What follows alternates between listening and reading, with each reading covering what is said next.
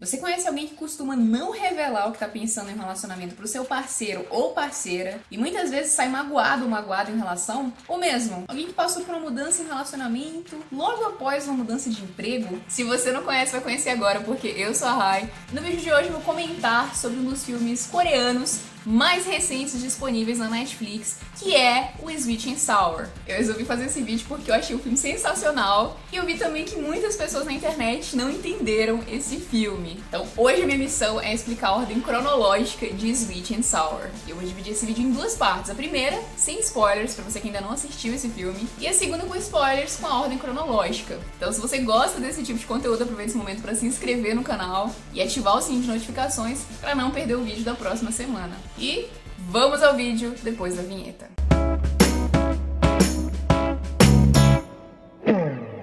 Sweet and Sour conta a história de um homem chamado Jang Hyuk que conhece uma enfermeira no hospital chamada Da-eun. Eles acabam se relacionando, só que com o tempo e com as adversidades do trabalho e da vida deles, eles começam a se distanciar. O protagonista do filme é o Jang Hyuk, interpretado pelo ator Jang Kyung, que está em alta devido ao drama da TVN My Roommate Zagumirro. A Da-eun foi interpretada pela Choi Soo-bin e a Bo-young foi interpretada pela Krystal Jung. Esse é um filme sobre o início de um relacionamento, os empregos com excessiva carga de trabalho, como isso pode de certa forma afetar a vida de uma pessoa e de um casal e a acomodação daquela união. Essa obra traz questões muito importantes, como que vem a ser o amor. E será que o amor tem um prazo de validade? É bem interessante acompanhar como esse filme vai se desenvolvendo e nos surpreendendo. Bom, a partir de agora vai ter spoilers, então se você não assistiu Sweet and Sour, corre lá na Netflix pra assistir e volta depois pra assistir esse vídeo. Então vamos esclarecer essa linha temporal do filme, que é algo que eu tenho que, não posso bater aqui por causa do microfone, parabenizar o diretor, porque eu fui enganada e provavelmente você também.